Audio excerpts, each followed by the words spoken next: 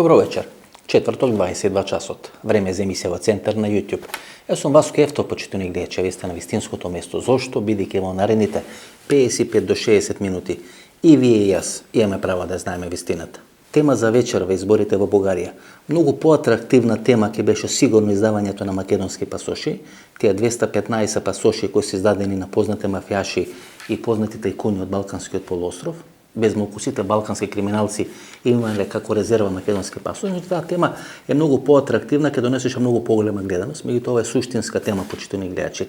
Ова тема, тоа се изборите во Бугарија кои се случија пред 4 дена, ќе има битна рефлексија или ќе има битни рефлексии врз политичките разврски во Република Македонија, меѓутоа тоа што уште поважно, ќе има битни рефлексии врз иднината и патот на Република Македонија.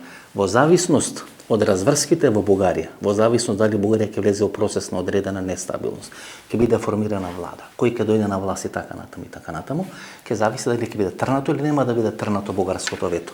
Ако не биде трнато бугарското вето, Македонија ќе биде запрена, односно ќе биде бетонирана во едно место, во една точка на нејзиниот пат кон Европската унија.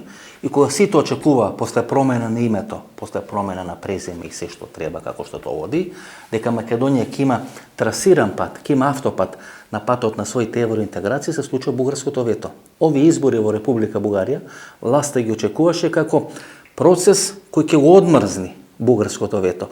А секој сум сметал дека ние го промашивме тајмингот, дека тоа бугарско прашање и тие македонско-бугарски односи требаше да ги решаваме 2017-2018 година, дека сега малку е прекасно, дека сега без активно учество или активно вклучување на американската администрација тешко ќе може да бидат решени сите тие отворени историски проблеми, идентитетски проблеми помеѓу Скопје и помеѓу Софија. Значи ние шансата ја промашивме некаде 2017-2018 година.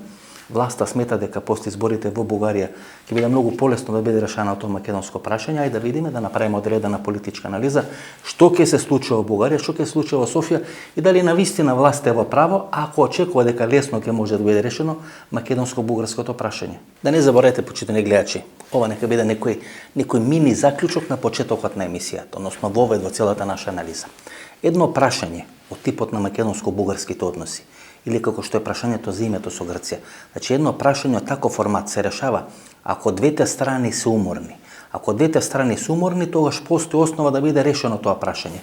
Постануваше збор за македонско-грчкиот спор околу името, 30 години траеше тој спор и двете страни беа подеднакво уморни од тој спор. Кога станува збор за македонско-бугарските односи, нема умор ниту во Софија, ниту во Скопје. Бидејќи нема умор ниту во Софија, ниту во Скопје, не постои добра основа за решавање на македонско-бугарското прашање. Си ми се чини, се плашам дека ако американците не се вклучат активно во тој процес, дека Европската унија ќе окористи старото испробано сценарио или стариот испробан рецепт, ќе не направи да се умориме ние и Софија, да трае тоа 1, 2, 3, 5 години и откога ќе се умориме самите да побараме нивно медиаторство и тогаш да биде решено македонско-бугарското прашање. Да тоа повторувам, за едно прашање од ваков формат, ваков сензитивен формат, со вакви тектонски поместувања како што ќе се случат во Софија и во Скопје, за едно такво прашање да биде решено, тогаш треба да бидат уморни двете страни. Ако една од двете страни не е уморна или ако двете страни не се уморни, ако има се уште жилавост да се борат, да докажат кој е во право, кој не е во право, тоа прашање нема шанса да биде решено. Погледа во неделата Бојко Борисов дава изјава веднаш по затварање на гласачките места, односно после добивањето на првичните изборни резултати. Тој беше скршен човек, почитувани гледачи. Да, тој победи по 5-ти пат. По 5-ти пат победува на парламентарни избори во Република Бугарија. Меѓутоа него му беше јасно дека тука некаде е крајот на неговата политичка кариера. Да, може да се кандидира на есенските председателски избори, меѓутоа во моментот бугарското расположение е анти-Бојко расположение. 30% од луѓето кои излегува да гласат во неделата се за Бојко Борисов, а 70% се анти-Бојко Борисов. Со такво негативно расположение, со таков негативен капитал, тешко може да ја продолжи својата политичка кариера. Тоа сум го кажал, сум го објаснил кога стануваше збор за Христијан Мицкоски, имаше негативен рейтинг, некаде 72-73%. Нешто слично му се случи на Бојко Борисов, со тоа што Бојко Борисов е играчиште, политичариште за Христијан Мицкоски. Значи за Бојко Борисов гласа некаде околу 30% од бугарите, 70% од бугарите гласа за други политички субјекти. Сите тие политички субјекти воде анти-Бојко Борисов кампања. Затоа Бојко Борисов, иако победи во неделата, беше скршен човек. Знаеше дека тука некаде е крајот на неговата политичка кариера. Кога ќе се сетам но оние настапи на Бојко Борисов после победата на претходните 4 парламентарни избори, оние негови настапи, спектакли кои ги правеше во големата сала на НДК, Националниот дворец на културата, таму се правеа сите оние пресконференции на сите бугарски политички партии по завршување на изборите.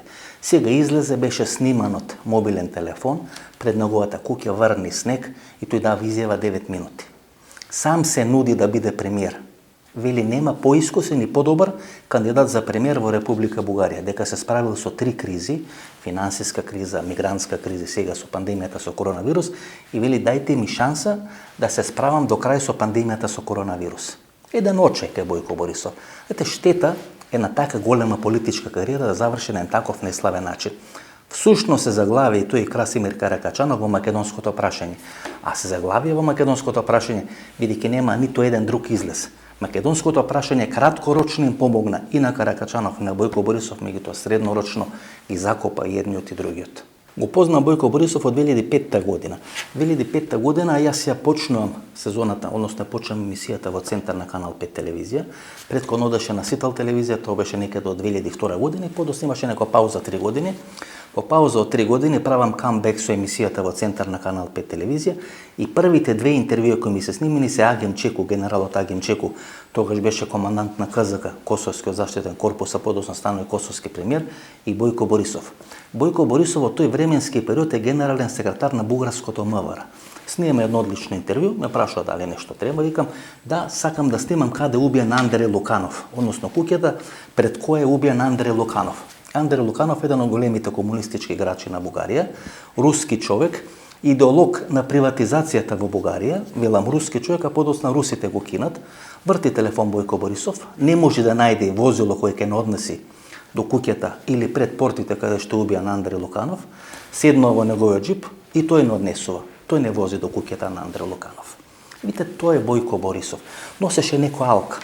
Го прашам шо ќе ви е таа алка, вели во секој момент службите и полициските структури знаат каде су.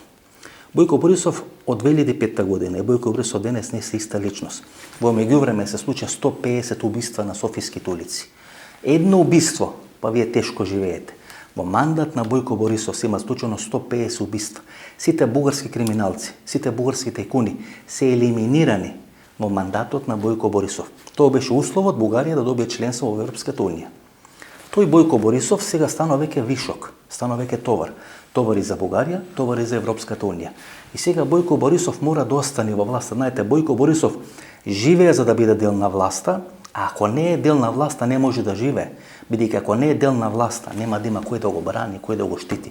Ке треба да оди тамо некаде во Колумбија или Јужна Америка за да може да се спаси. Тоа во неделата вечер го знаеше Бојко Борисов.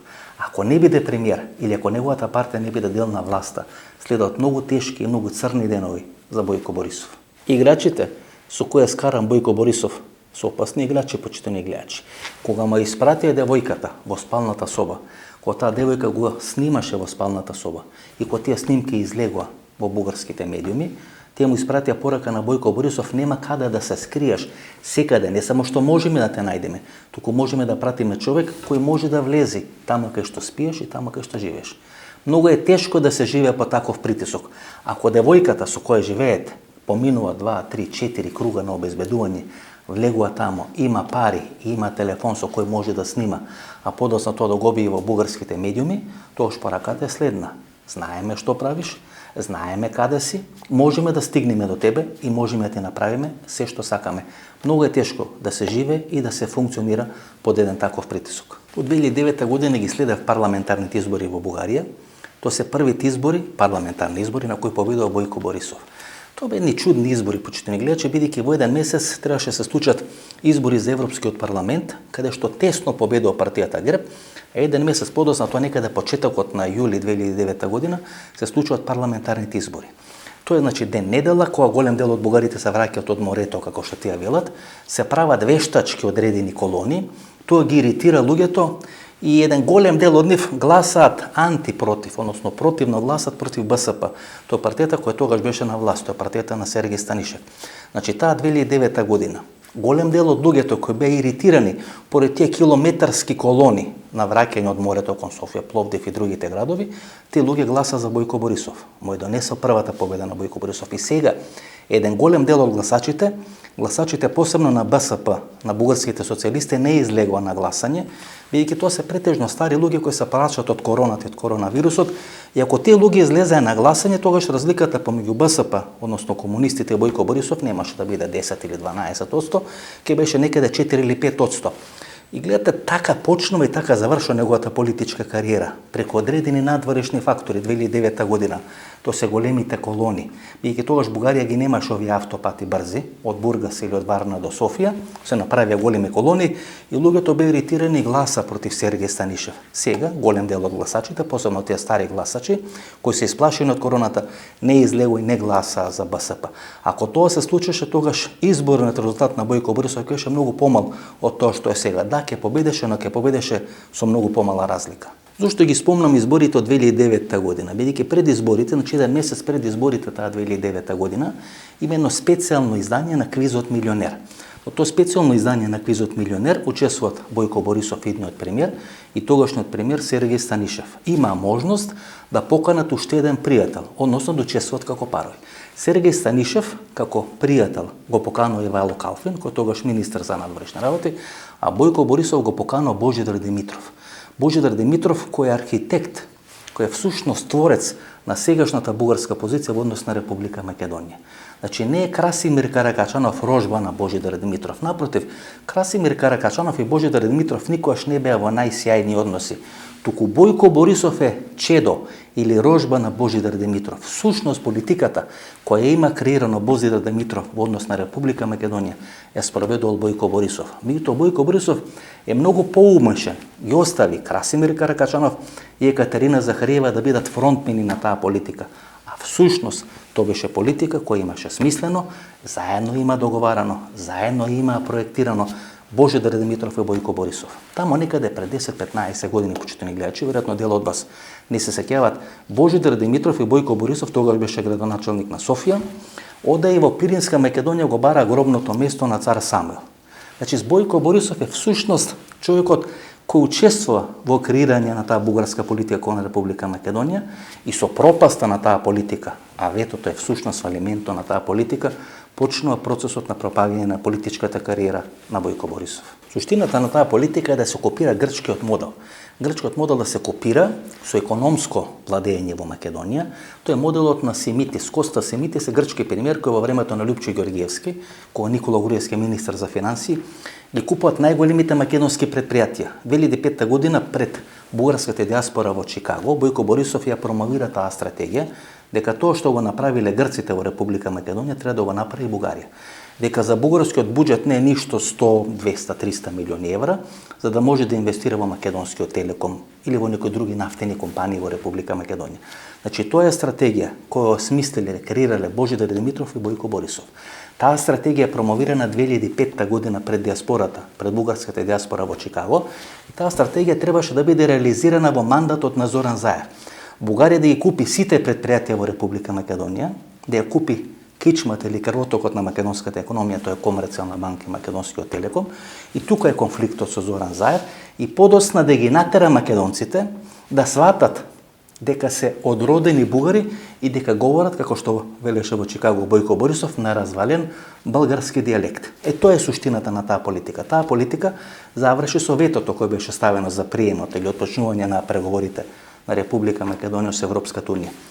Автор, архитект е Божидар Димитров, реализатор е Бојко Борисов. Излегува вчера министерката за надворешни работи на Република Бугарија Екатерина Захариева, има интервју на националната телевизија БНТ и вели дека ГЕРБ кој ќе го добија мандатот, најверојатно нивни кандидат за мандатар или иден премиер нема да биде Бојко Борисов. Вели дека ќе биде некој друг од редовите на таа партија, можеби самата Екатерина Захариева. Дете, партијата доаѓа во една ситуација каде што сваќа дека Бојко Борисов не располага со доволен коалицијски капацитет и дека треба нова личност, ако сака да останат на власт, да биде премиер или мандатар за состав нивната влада, за да може таа влада да биде формирана околу партијата ГЕРБ. Така полека завршува политичката кариера на Бојко Борисов, на еден сличен начин како Никола Груевски. И Никола Груевски победува на изборите 2016 година. Еден месец се мачи да формира таа влада. Во последен момент му откажува Али Ахмети, на власт доаѓа Зоран Заев и подоцна Никола Груевски завршува во Будимпешта. Дали слична ќе биде политичката траекторија на Бојко Борисов, ќе видиме. Бојко Борисов го критикуваше Никола Груевски, бидејќи не разбрал кога точно треба да се повлече од политиката. Ајде да видиме дали Бојко Борисов сега ќе го следи својот совет и точно ќе знае кога треба да се повлече од политиката. Никогаш во животот не сум се сеерел и не сум се радувал на ничи пораст, па макар да се работи за пораз во политиката. Ниту Красимир Каракачанов не влезе во парламентот, односно не го помина прагот или цензусот за 4%. И то се гледаше од авион. Никогаш ВМРО на Каракачанов немал поскапа кампања. Безмалку Каракачанов немаше ден да не гостува на трите главни телевизии, тоа е BTV, БНТ и ТВ Нова. Фрлија многу пари и не го поминаа цензусот. И тоа се гледаше од авион. Мислам дека сега на Каракачанов ма јасно каде ја промаши кампањата. Меѓутоа сега е многу доцна да може да се врати назад. Никогаш повеќе ВМРО нема да биде во ваква позиција, со таква поддршка на медиумите, со министер за одбрана, вице-премиер на безбедносните структури. ВМРО имаше својата лебедова песна и не ја искористи. Можеби ова е крај на политичката кариера на Красимир Каракачанов. Красимир Каракачанов потоа на нови избори помеѓу две причини или помеѓу две личности. Едната се вика Бојко Борисов, втората се вика Јордан Орце Камчев, или преведено потона поради власта и поради парите. Тоа значи крај на политичката кариера на Красимир Каракачанов. Кој тоа го направи, што би рекол Зинго? Бојко Борисов и Јордан Орце Камчев. Прво за Јордан Орце Камчев. Тој е човек кој направи огромна штета во тие македонско-бугарски односи. Со кој памет, знаете, со кој памет официјална Софија или Република Бугарија предлага човек за почесен конзул на Бугарија во Република Македонија, а против тој човек се водат такви тешки истраги од страна на специјалното јавно обвинителство. Значи, со кој памет Бугарија инсистира на Јордан Орце Камчев да биде нејзин почесен конзул во Република Македонија. Се до тој момент односите помеѓу Македонија и Бугарија имат една нагорна линија. Односите помеѓу Бојко Борисов и Зоран Заев имат нагорна линија. Никој не предпоставува дека бугарите ќе трнат по грчкиот пат или по грчката патека ќе стават вето на Република Македонија. Јордан Орце Камчев и неговото присуство во Софија и во Скопје направија таква штета на македонско-бугарските односи, што ја смислам дека во наредните 5 или 10 години многу тешко ќе може да биде поправена таа хаварија во тие односи. Второ, некој од Република Македонија кој е близок на Бојко Борисов, а кој е тој што е близок на Бојко Борисов, а не е Зоран Заев, тој Јордан Орце Камчев, ветувал дека лесно ќе ја среди работата околу продажба на Комерцијална банка и околу продажбата на Македонскиот телеком. Кога тоа не се случува, кога тие ветувања не се реализирани, тогаш доаѓа до целосен колапс на тие односи помеѓу Скопје и помеѓу Софија.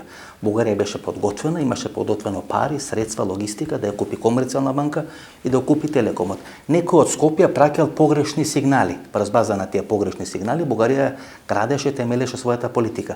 Кога таа политика не беше реализирана, Бугарија се чувствуваше дека е изиграна. Така се чувствуваше Бојко Борисов. Поради тоа се влоши тие односи. Која е суштината на влошување на тие односи? Некој дава лажни сигнали, лажни ветувања дека ќе заврши работата со Комерцијална банка и со Македонски телеком, и тоа не го направи. Тоа е Јордан Орце Камчев. Луѓето на Јордан Орце Камчев, па и самиот Камчев, неколку пати одеа во Софија и ги договараа тие детали и тие работи. На крај тоа не се реализираше. Тоа всушност беше тој глогов конец во телото на македонско-бугарските односи. После тоа ништо веќе не беше исто, почитувани гледачи.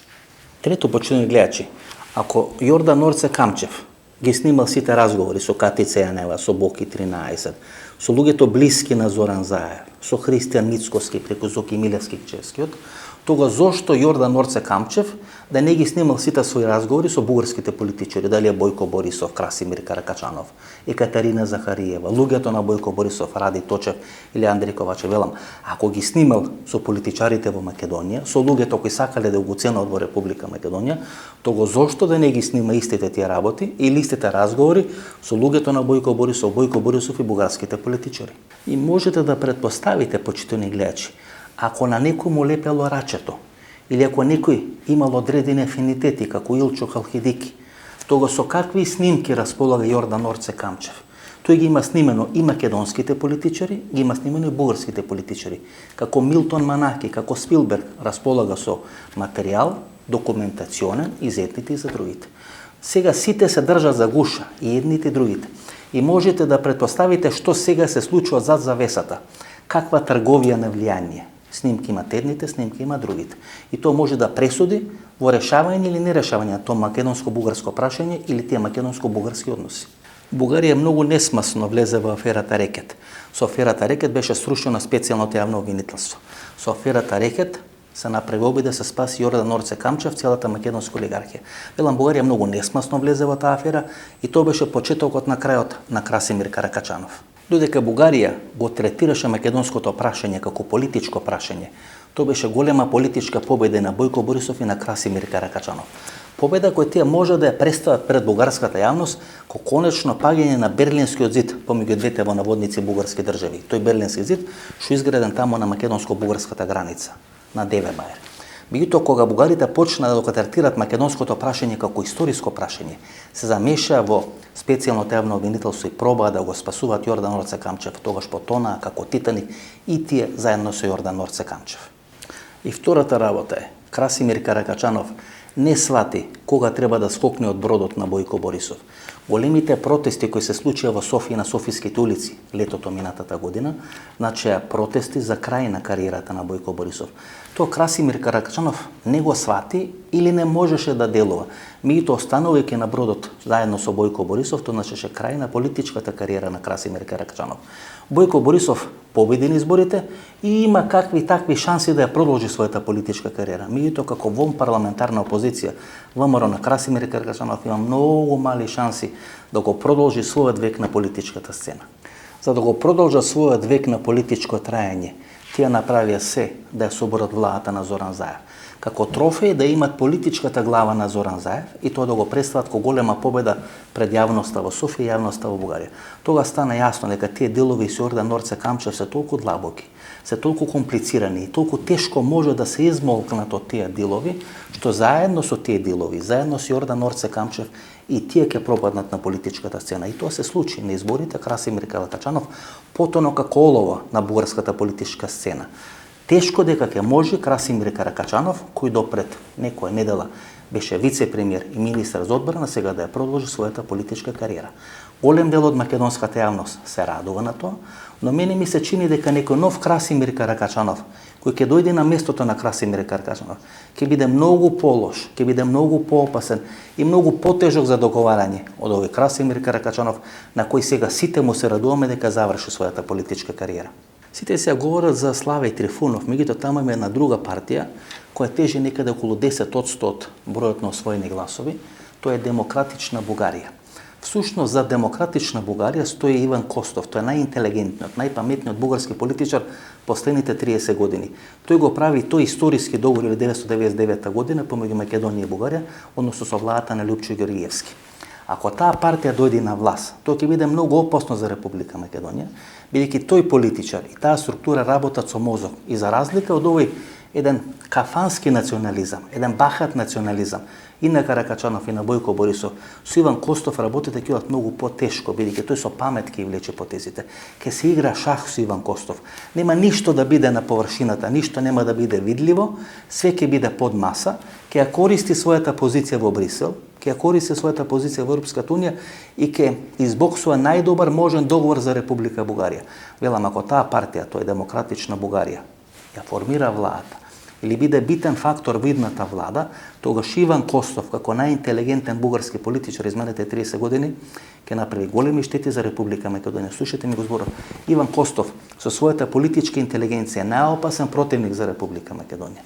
Бојко Борисов и Красимир Каракачанов се лесно читат, се лесно прочитливи.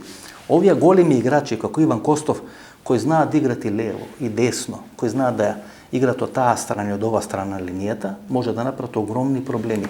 И ако од нешто се плашам како можна политичка разврска после овие избори во Република Бугарија, тоа е враќање на Иван Костов, на вистина како Данчо Шутурков, како сива еминенција кој ќе влечат позади на конците, меѓутоа ќе има битно влијание врз бугарската политика. Иван Костов во врвот на бугарската политика, тоа е најголема опасност за Република Македонија. Слави Трифунов и Бојко Борисов беа големи пријатели. Слави Трифунов, шоуменот Слави Трифунов, кој сега втора политичка сила во Република Бугарија, го носи на власт Бојко Борисов и го симнува сега од власт Бојко Борисов. Јас сум имал 2 средби со Слави Трифунов.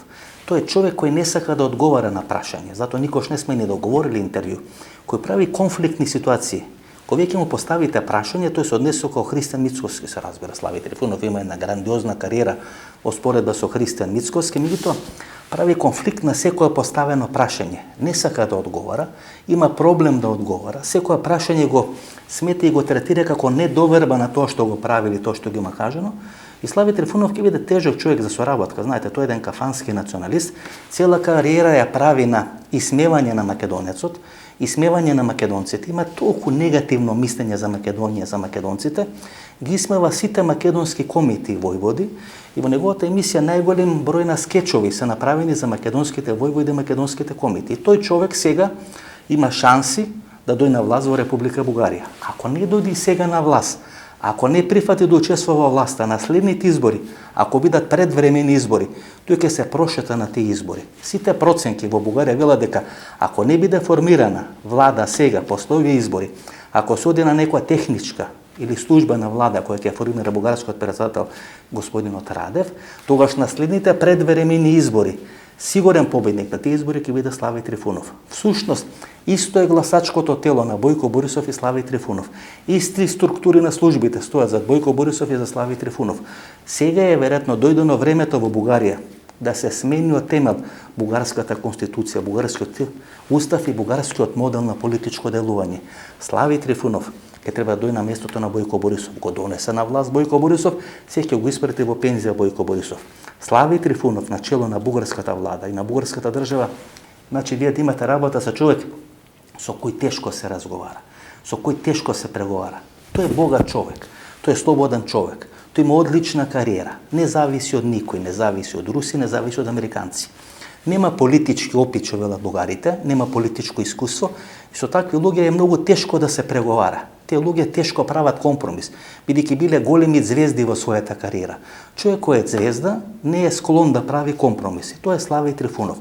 Ако Слави Трифунов дојде на власт, а тој тешко ќе прави коалиција и со Бојко Борисов и со Иван Костов, бидејќи не го поднесува ни Иван Костов ни Бојко Борисов, значи Слави Трифунов ќе сака да дојде на власт како царот, со акламација, затоа нема да учествува во власта и ќе направи све да има нови предвремени избори. На тие нови предвремени избори Слави Трифунов ќе се прошета како што сега велат сите анкети на бугарската политичка сцена. Сума сумарум, Бугарија влегува во една политичка криза, во една турбуленција политичка, во една ситуација која тешко ќе може да биде формирана стабилна бугарска влада, а на есен ги чекат претседателски избори.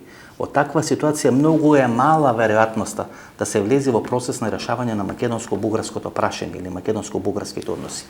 А тоа ќе има битна рефлексија и битно влијание на македонските политички разврски, бидејќи Зоран Заев очекуваше со одмрзнување на процесот на преговори со Бугарија, со одмрзнување на процесот на преговори со Европската Унија, тој да има капитал со кој ќе истрча на локалните избори. Затоа велам дека сега и локалните избори во Република Македонија ќе бидат од битно влијание на политичките разврски во Република Бугарија.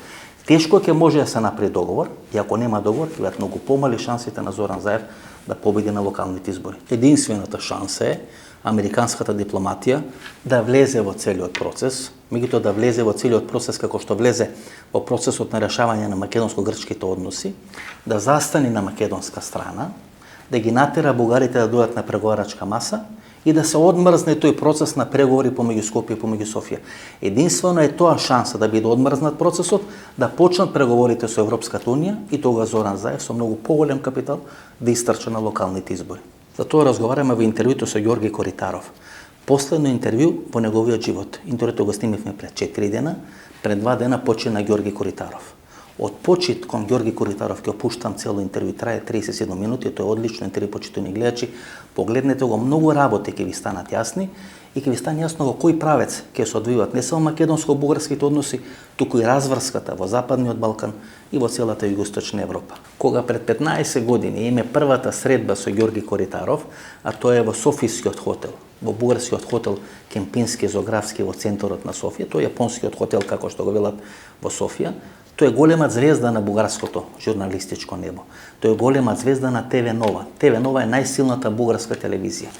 Главните интервјуи се прават во утринската програма на ТВ Нова. Тоа се интервјута во 9 часот. Те интервјуи ги прави Ѓорги Коритаров. Значи Ѓорги Коритаров тама некаде пред 15 години кој има првата средба е големата звезда на бугарското журналистичко небо.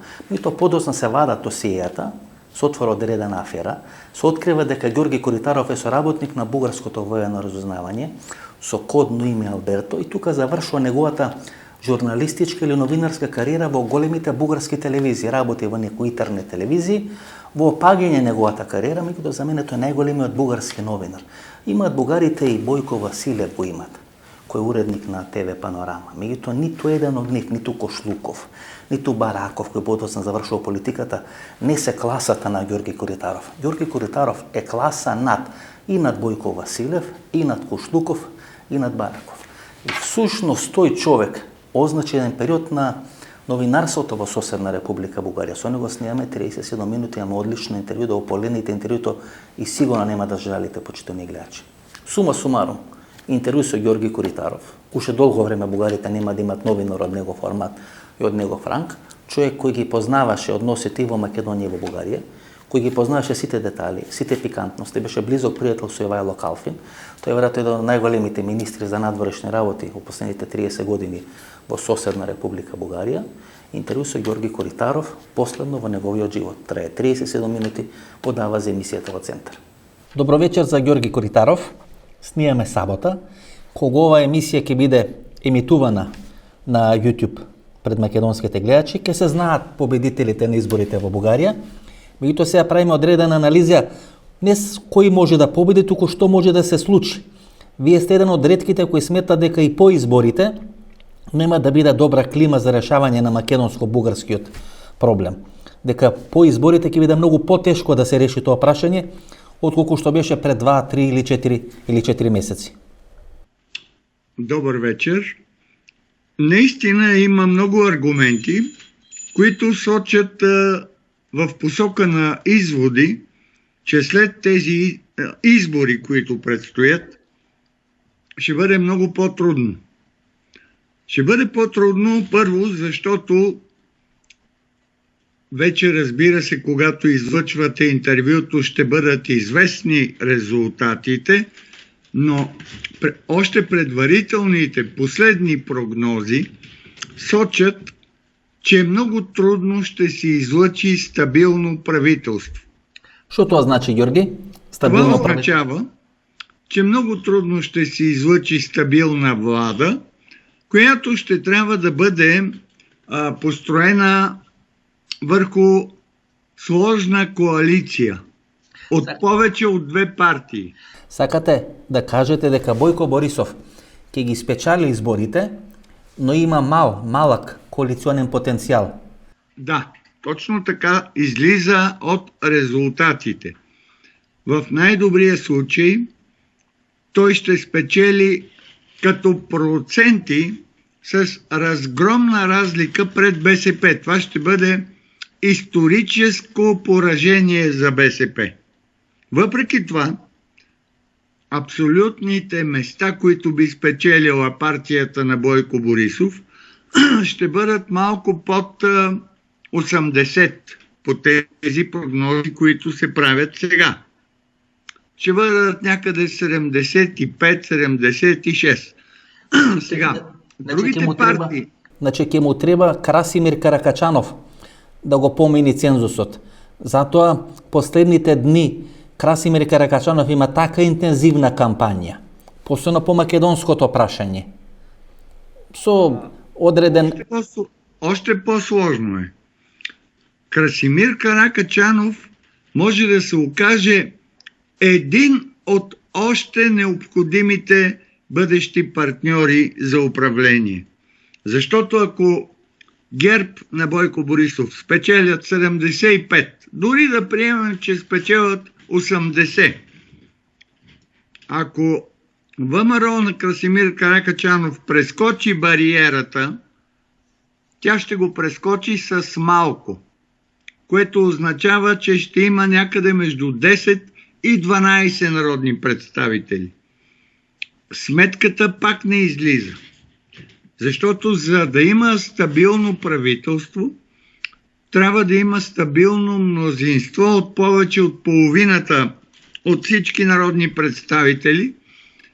В Република Северна Македония е известно, че това са най-малко 61 народни представители. В България обаче са необходими 121, от което следва, че дори сбор между ГЕРБ и ВМРО, за да има мнозинство, изисква поне още 30-35 гласа подкрепа.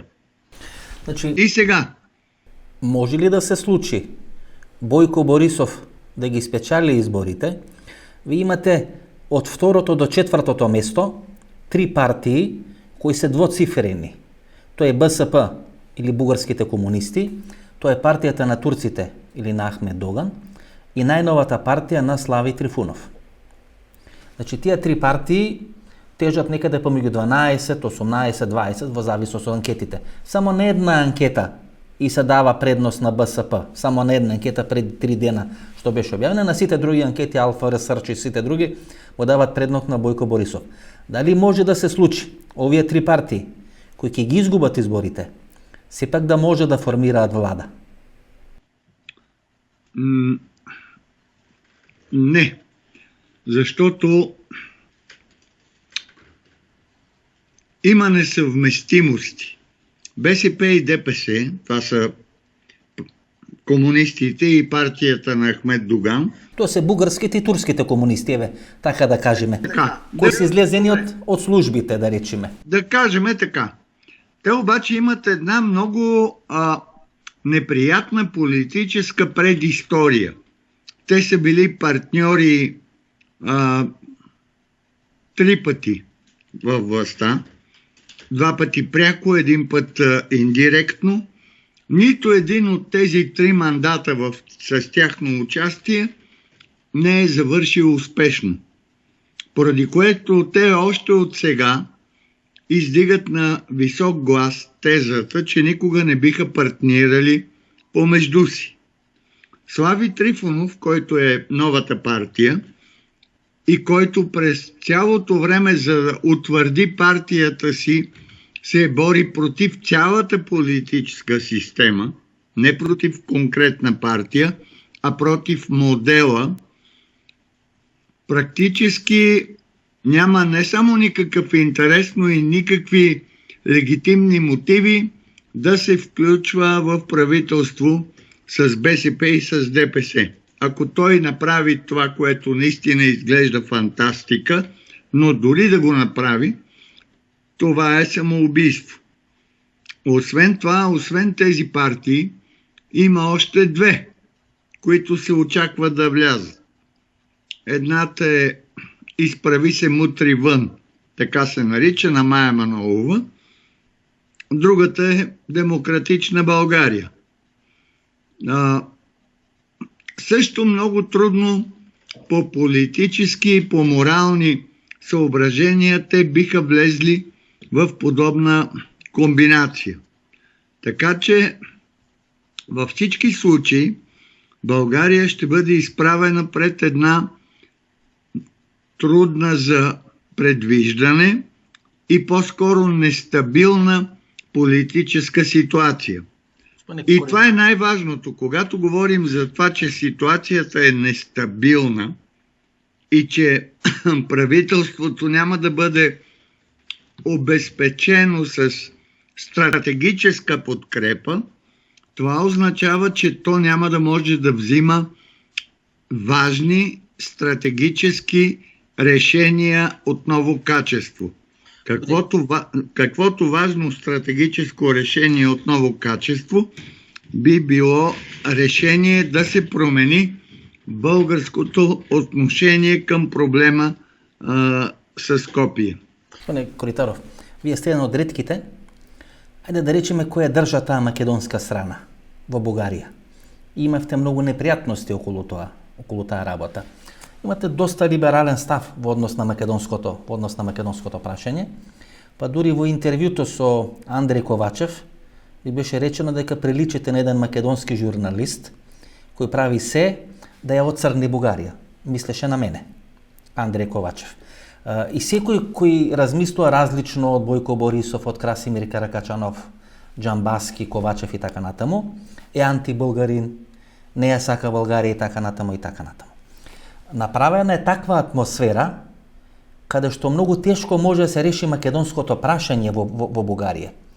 Ми се чини дека што и да се случи, ние имаме промашено и имаме пропуштена шансата за решавање на тоа македонско-бугарско прашање и освен силно учество на американската администрација во форма на стабилизација на јужното крило на НАТО, јас не гледам друг начин како може да биде решено тоа македонско-бугарско прашање.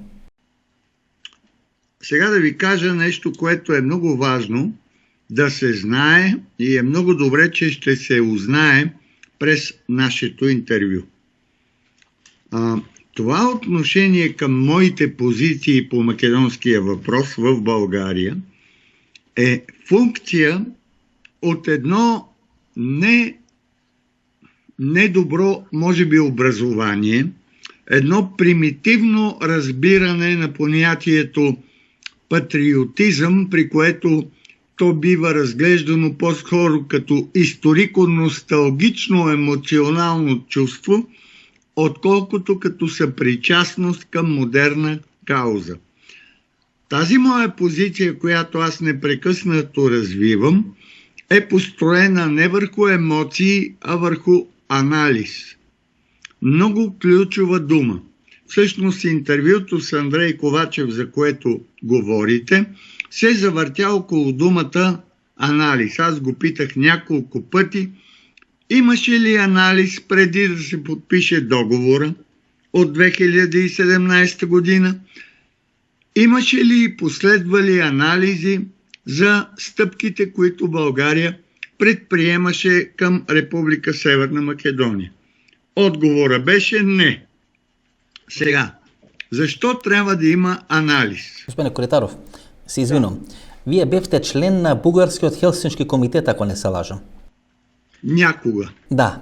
Бугарскиот Хелсиншки комитет е единствен орган од тој вид кој имаше, ајде да речеме, вистинска позиција во однос на македонското прашање. Бугарскиот Хелсиншки комитет сметаше дека тоа прашање треба да биде така решено, дека постојат два народи кои живеат во две држави, така натаму и така натаму. И трпевте големи притисоци. Не сега само кога е овој спор ескалиран, туку изминатите 4, 5, 10, 15 години, бидејќи не само вие, туку тој Хелсиншки комитет го имаше тој став. Многу либерален во однос на сегашната бугарска позиција. Сегашната бугарска позиција тука во Република Македонија, нели Каракачанов и Захариева насно обвинува дека живееме во времето на Тито, на Јосип Броз Тито, на Југославија и така натаму, а во Република Македонија ги обвинуваат Каракачанов, ја обвинуваат Екатерина Захариева, Андреј Ковачев дека живеат во времето на Тодор Живков и дека ова е политика од времето на Тодор Живков и на Божидар Димитров. Че двете држави се обвинуваат дека се останати длабоко во комунизмот. Останати ли се, и за Македонија можам јас да зборам, меѓутоа за вас, останате ли е Бугарија длабоко во комунизмот во однос на македонското прашање? И България, и Македония са функция от една сложна и много тъжна инерция в отношенията помежду си, която до голяма степен е функция и от инерцията в отношенията между някогашната голяма СФРЮ, Югославската федерация, и тогавашната комунистическа България. Но за мен дори и това не е основният проблем. Аз искам да кажа нещо наистина много важно. Ще се върна отново на тезата за анализа. Анализа изисква днес нещо ключово. Не само България и Република Северна Македония, но и изобщо целият регион на Западните Балкани трябва да разработи и да стъпи върху основата на нещо, което аз наричам евроатлантически стратегически менталитет. Това означава такава нагласа на обществата и държавите, при което да бъде позволено специфичните национални интереси на всяка страна от региона да бъдат подредени в една система от приоритети по отношение на стратегическия интеграционен приоритет. Защо всъщност искаме региона на Западните Балкани да бъде част от Европейския съюз? Се извинувам. И от тук започва, да. Се извинувам. Бугария ги изгуби Първата и Втората Балканска война, ги изгуби Първата и Втората светска война. И Бугария имаше дълго време комплекс да се меша во регионалните прашања на Балканот. Беше много пасивна Бугария. Мислам дека првиот чекор на повторно враќање на Бугарија за решавање на регионални прашања беше во времето на Ивајло Калфин и неговата посета на Косово. Тогаш вие правевте некој автопат. Дел од бугарските фирми учествува во изградба на автопат тамо на Косово. И мислам дека вие бевте тогаш кој журналист во екипата со Ивајло Калфин кој го посети Косово. Точно така. Да, тоа беше прв обид на бугарската надворешна политика после 100 години и комплексот на изгубени балкански војни да се враќава по процес на решавање на одредени балкански прашања. Сега Бугарија нема проблем само со Република Македонија. Се извинувам, ке може ли да не ја нарекувате Северна Македонија, барем во мое присуство, тешко ми е да го прифатам тоа име и голем дел од граѓаните на Република Македонија, Северна Македонија како навреда го доживуваат. Би сакал нели тука, ако може, а се знаеме, сме пријатели долго време. Како што вие нели го чувствувате како навреда, ако ќе речеме дека сте татари и така натаму, така и во Република Македонија има еден дел на населението поголем како навреда го сваќа името Северна Македонија. С една особеност обаче. Се извинувам само. Вие имате конфликт и со Јужна Србија. Имаше реакција на одредени изјави на Дрецун, Милован Дрецун, имаше реакција на одредени изјави во Сурдулица и така натаму. Па дури она анализа која ИФМ со Словенија имаше направено, Екатерина Захариева реагираше многу грубо дека тоа е нарачено од Скопје. Имам чувство дека Бугарија сега повторно влегува во некоја роља, дека е голем джин на Балканскиот полуостров, дека од неја зависи како ќе биде разврската на Балканскиот полуостров, дека Бугарија стои на вратата за влез во Европската унија и таа одлучува кој ќе влезе, кој нема да влезе. И уште едно прашање, знаете, Бугарија не беше вака тврда ако требаше Македонија да влезе во НАТО. Туку сега кога треба да влезе во Европската унија. Кога требаше Македонија да влезе во НАТО, Бугарија беше кротка и мирна, бидејќи знае дека едно е однесувањето со Брисел, а второ е однесувањето со Вашингтон и со Соединетите американски држави. Што се случува сега во Бугарија? Зашто Бугарија повторно се повампири тој еден национализам која тераше Бугарија да влезе во една, втора, трета војна и сега повторно прави конфликти со Македонија, со Србија, со сите своји соседи? Знаеш ли, ние можем да си поставим определени цели и задачи, когато водим такива разговори. Те могат да бъдат най-общо две. Едната задача би била да покажем уродливо лице на една определена политика или нейната непоследователност и грешки, което сигурно е така, но ако се постави много сериозен акцент върху този аспект на проблема, това означава наистина той да се окаже нерешим. Втората възможност обаче е да говорим наистина за стратегически алтернативи. Сега, ще се върна на нещо, което каза ти. Што подразбирате стратегически алтернативи? Сега ще ти кажа. Ајде.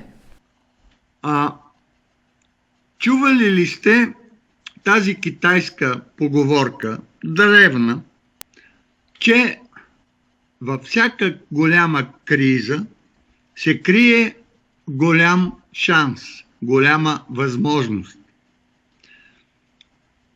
Нека да се замислим, в тази криза, която в момента наблюдаваме между София и Скопие, се крие огромен, рядко срещан в историята регионален и европейски шанс за намиране на качествено нова интеграционна формула. Формула, която да позволи да се случат няколко неща. Първо, това, което каза, ролята на Съединените щати. Какво говори Матю Палмър, какво излъчват американските институции? Те казват така: Българското вето крие риска от дестабилизация на региона и на НАТО, както и риска от блокиране на интеграционния процес на Балканите въобще. Вярно ли е това? Вярно е. Щом е вярно, тогава това трябва да бъде преодоляно. Това може да бъде преодоляно само при разработване и предлагане на друг тип интеграционна формула. Тя трябва да бъде построена не върху двустранните спорове, които са свързани с историята между България и Република Македония, под каквото име България първа призна Република Македония.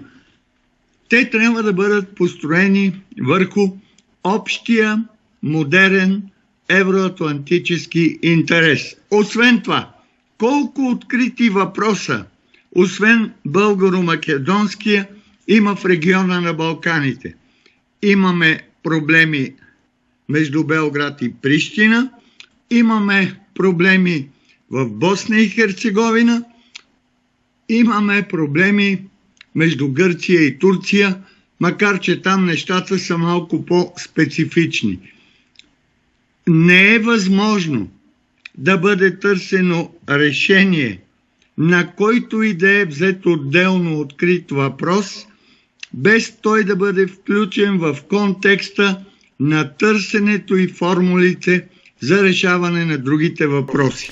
Това търсене може да стане единствено при силна лидерска роля и на Брюксел, но най-вече на Вашингтон, при силна реабилитация на понятието евроатлантизъм и при силна мотивация защо ни е нужна тази интеграция. Тоа е анализата на Катемерини пред 4 месеци, кај што вели дека кризата во односите помеѓу Скопје и Софија го дестабилизират јужното крило на НАТО.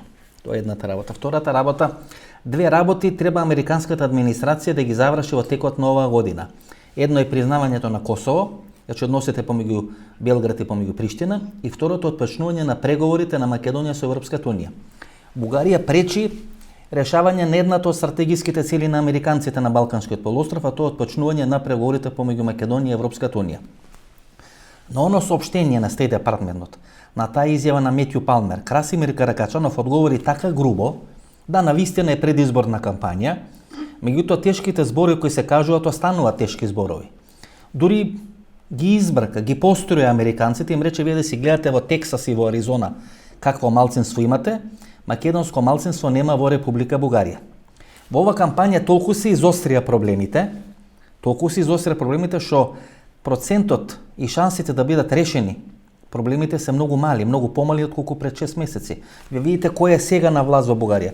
Бојко Борисов пред 10 години со Божидар Димитров во Пиринска Македонија го бараше гробот на цар Самуил. Значи тоа е таа школа на Божидар Димитров. БСП има комплекс дека го признале македонското малцинство во време на Ѓорги Димитров.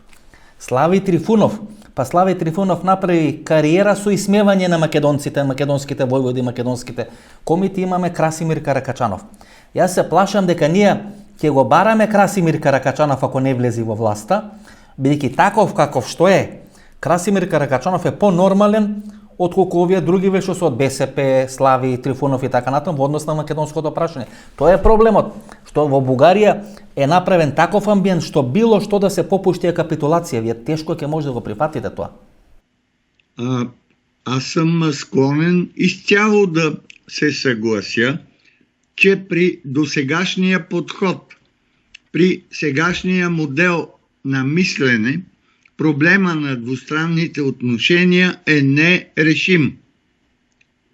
Мога само да изразя своето съжаление, че сте запомнили анализа на Катемерини, който е закъснял с около година и 2 месеца след мои анализи, които не сте имали възможност да чуете, и те сочиха същото.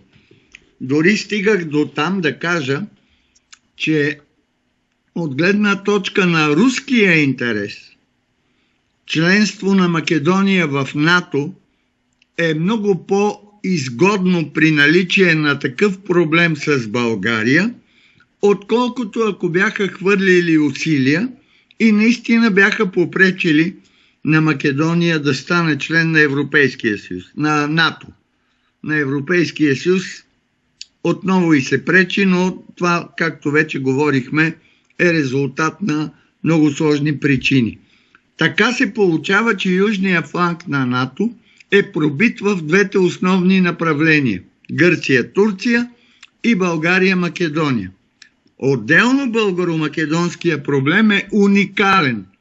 Уникален, защото е първия и единствен в историята идентичностен проблем. Други такива проблеми няма. Сега, аз за това говоря за следното нещо. Ако така продължава с този начин на мислене, нито България ще отстъпи, напротив, тя ще се втвърдява като позиция, нито Република Македония има своите основания да отстъпва. Няма защо. Не за друго няма защо, а защото критериите за начало на преговори с Европейския съюз, те са ясни и те не включват такъв тип спорове за историята. Следователно, при такова втвърдяване няма как да решим проблема. Значи е нужен външен фактор, но не фактор, който оказва натиск. Зоран Заев е много прав, както и неговия екип, като казват: проблемът ще бъде решен стабилно тогава, когато няма победени, когато и двете страни са победители. Това е вярна формула. За да бъде така обаче, ние трябва да излезем от историческия спор, който е доведен до състояние, при което ако единия отстъпи, той ще отстъпи с унизително поражение. Затова диалога трябва да се води на основата на принципите на модерността, през критериите сигурност, икономика, граждански общества, права на човека. Господине Коритаров, оптимист ли сте вие? Кога предавање ќе биде излачено, кога емисија ќе биде емитувана на YouTube, ќе се знаат кој победи на изборите во Бугарија. Тоа се играчите. Бојко Борисов, БСП, ДПС, односно партијата на турците, Красимир Каракачанов, Слави Трифунов. Вие гледате каков е амбиентот во Бугарија. Гледате што се случува со сите. Јас говорам за Бугарија, веројатно вие можете да говорите за Република Македонија како вие тоа го гледате. И не е тука суштината на емисијата, нели јас да ве обвинувам вас, вие да ме обвинувате мене. Меѓутоа амбиентот е таков. Од Бугарија зависи, не од Македонија. Од Бугарија зависи кога ќе го трни тоа вето. Може ли да се смени амбиентот после изборите? Бидејќи нели тоа беа исказите од наша страна, од македонска страна. Од бугарска страна и од Катерина Захариева и од Красимир Каракачанов, од Бојко Борисов не доаѓа такви изјави, но од Захариева и Каракачанов доаѓа изјави дека ништо нема да се смени со изборите во Бугарија. Дека тоа е консензус на целото бугарско општество. Како тоа да се реши ако нема силен притисок? Ние тука на Балканскиот полуостров, вие не, но ние што произлегуваме од поранешна Југославија, знаеме дека без булдожер дипломатија на американците тешко се решава било кој балкански проблем. Без учество на американците тешко ќе се реши овој проблем. Знаете зашто? Не само поради тоа што стана збор за проблем на идентичноста или на идентитетот, туку тука за прв пат одредена држава, мафтајќи со европското знаме, тера друга држава да се откаже од својот идентитет. Тука е проблемот. И Брисел веќе не е дел од решењето, тука е дел на проблемот. Така да без силно учество на американската булдожер дипломатија, тешко ние ќе најдеме решение на овој проблем. Пак искам да внеса една корекција. Ајде, Понятие. Повелете. Трябва да се откажем от израза американски натиск. Има ли натиск? Създаде ли се впечатление, че един проблем се решава под натиск, още повече под американски натиск? Това означава да обречем решението на проблема предварително не като решаване на проблем, а като капитулация от една от страните, които са били подложени на натиск. Точно затова се върнах към позицията на вашия премиер Зоран Заев. В този спор не трябва да има победени. В този спор няма да има победени тогава, когато заменим понятието американски натиск с понятието американско посредничество, американска формула за сигурност. Тази формула, както вече казах, трябва да бъде построена върху съвършенно различни модерни принципи. Споменатата, припомнена от вас булдозер дипломация на щатите, имаше едно ярко лице. Той се наричаше Ричард Холбрук. Той беше необходим в годините, когато трябваше с булдозер да се оказва натиск върху политиките на Слободан Милошевич. Днес нещата не би трябвало да изглеждат така. Единственият шанс